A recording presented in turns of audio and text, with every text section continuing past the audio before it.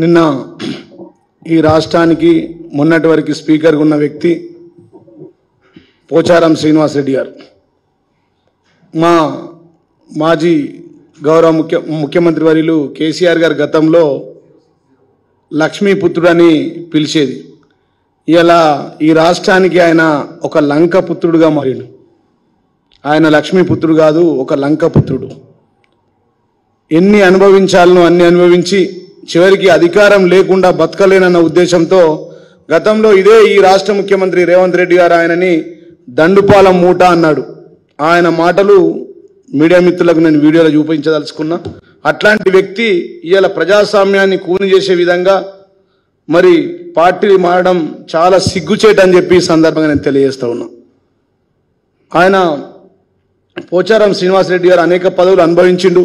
మొన్ననే ముఖ్యమంత్రి గారి గురించి కేసీఆర్ గురించి ఈ రాష్ట్రంలో ఈ దేశంలో నువ్వు ఉట్టడం మా అదృష్టం అని చెప్పి అనేక పొగడ్తలు పోయిన వ్యక్తి నిన్న మళ్ళీ పార్టీ మారడం దురదృష్టకరం. మరి ఈ ప్రజాస్వామ్యాన్ని కూని అయ్యే విధంగా రాష్ట్ర ప్రజలంతా ఆశ్చర్యపోతూ ఉన్నారు.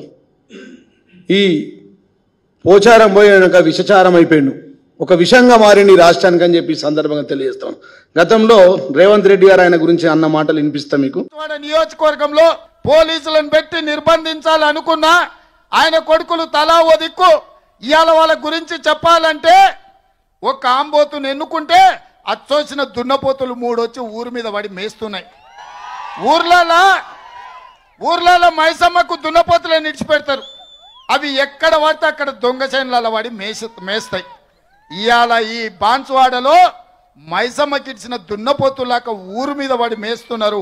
కొంచెమైనా సిగ్గుసేరం ఉందా అని నేను అడుగుతున్నా. ఇవాళ పోచారం శ్రీనివాసరెడ్డి గారు అచ్చోసిన ఆంబోతులాకున్న నీ 2 కొడుకులను నియంత్రించలేవా? ఇక్కడ ఇసుక దోపిడీ మీదే, మంజిరాలో ఇసుక దోపిడీ మీదే, కంకర దోపిడీ మీదే ఇవాళ ఇన్ని రకాల దుర్మార్గాలకు పాల్పడుతున్న పోచారం శ్రీనివాసరెడ్డిని ఈ బాన్సువాడ ప్రజలు బొంద పెట్టాల్సిన సమయం వచ్చింది.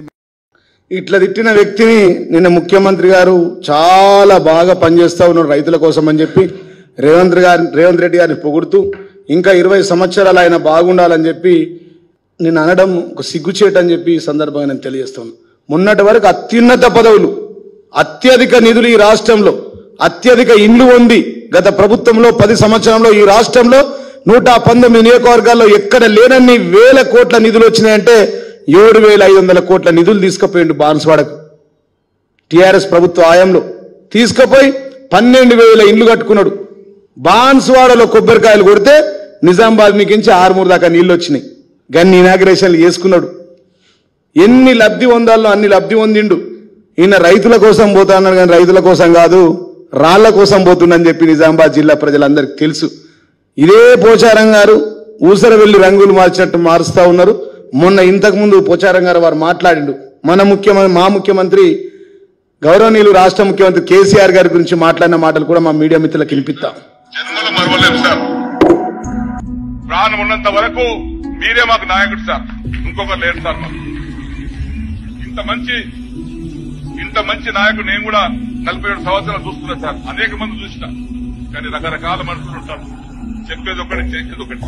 కానీ మనస్ఫూర్తిగా సహృదయంతో చల్లని చూపుతో సహాయం చేసినటువంటి వ్యక్తి మిమ్మల్ని చూశాను సార్. నేను ఇక్కడ చాలా మంది మంత్రులు, ముఖ్యమంత్రులు చూశాను.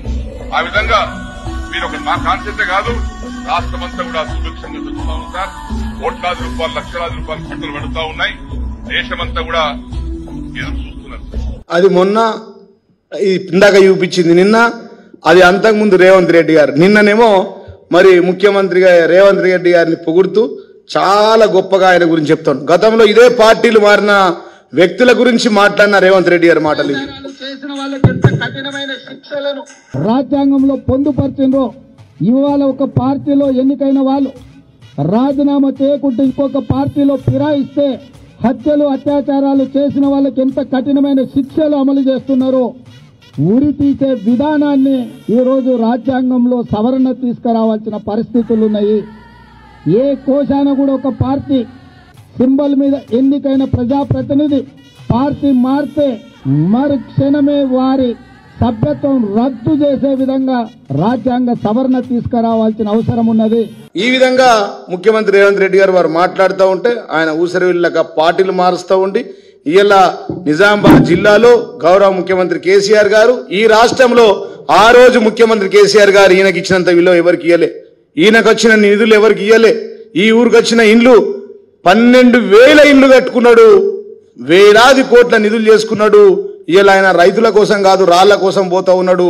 ఆయన క్రషర్లు బంద్ అయిపోయినాయి, పాపం ఆయన ఇసుక దంద బంద్ అయిపోయింది. అందుకోసమే ఆవేదనతో వెళ్ళిండు. ఆ ముఖ్యమంత్రి కేసీఆర్ లక్ష్మీపుత్రుడు అంటే ఆయన లంకపుత్రుడుగా మారిండని చెప్పి ఈ సందర్భంగా తెలియజేస్తా ఉన్నాం.